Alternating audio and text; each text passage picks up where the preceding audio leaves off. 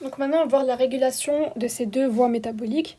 Donc le premier type de régulation, c'est les modifications covalentes réversibles. Donc c'est-à-dire l'ajout ou le fait qu'on retire du phosphate.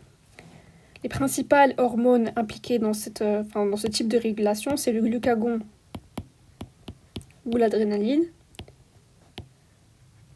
et l'insuline.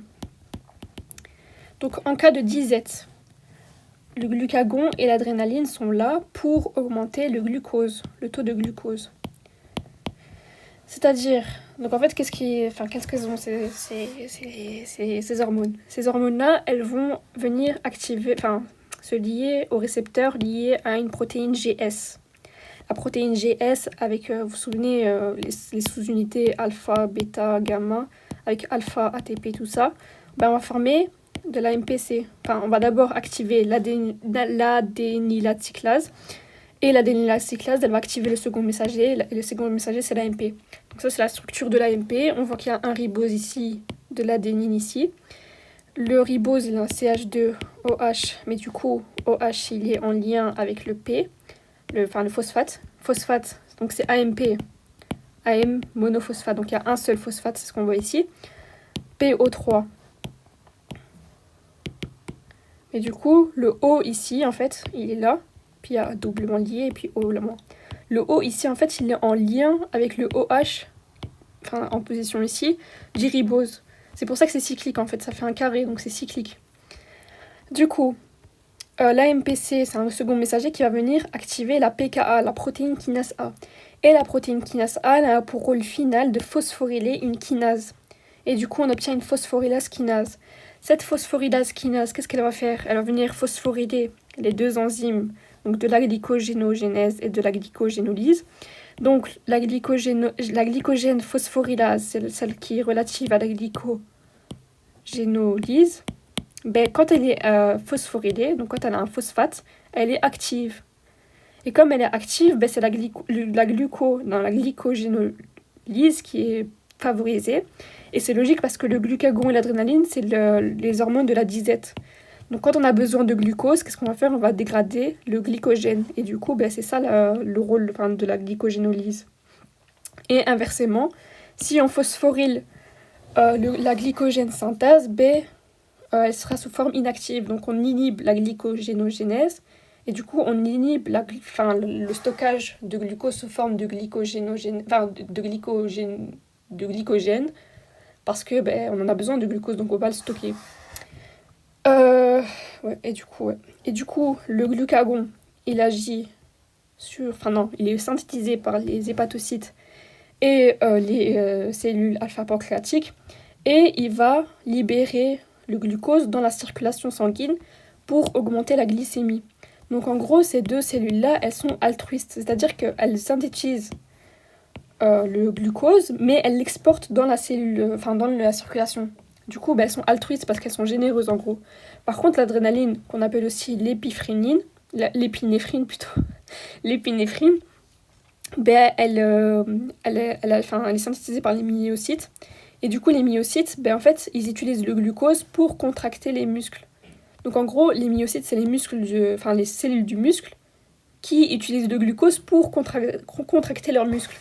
Donc on dit que le muscle est égoïste parce qu'il utilise le glucose que pour lui. Il ne le met pas dans la circulation sanguine comparé aux hépatocytes et aux cellules alpha-pancréatiques.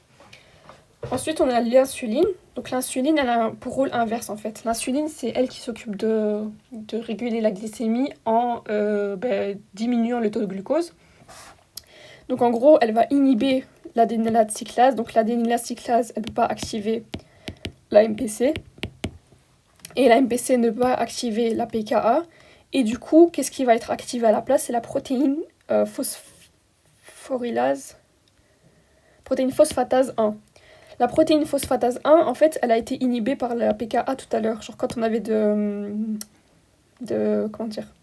quand on avait le glucagon, tout ça, elle a été inhibée par la PKA.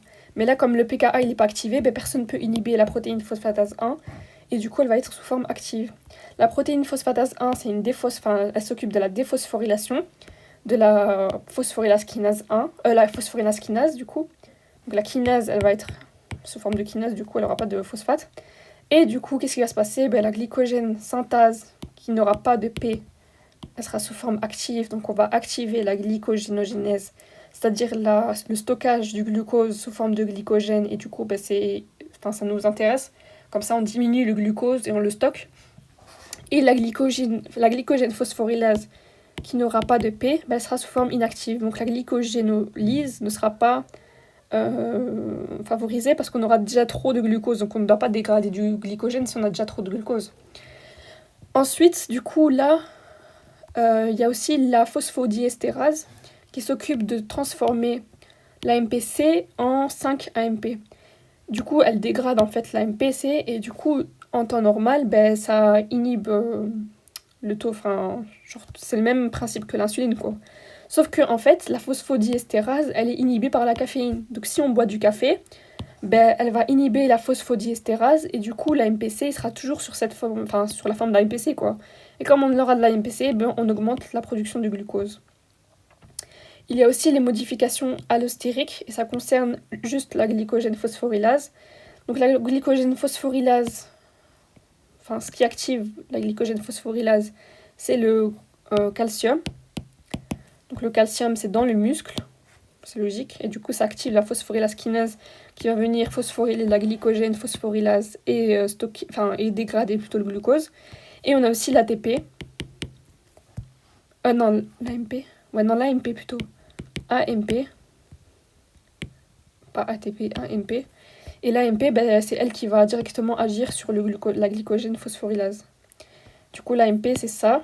Et contrairement à tout à l'heure, le O ici, ils sont pas liés. Donc OH, en fait, il reste sous forme de OH et O, ben, il reste avec le P, quoi. Donc il n'y a pas de cyclisation ici. Donc c'est juste AMP, c'est pas AMP cyclique, comme on a vu tout à l'heure. Et l'inhibition du glycogène phosphorylase, Allahu alim, je sais pas. L'ATP inhibe et le G6P inhibe aussi. G6P, c'est glycéraldéhyde phosphate. Et du coup, ça inhibe le glycogène. Attends, je dois étudier ça du coup. Ok.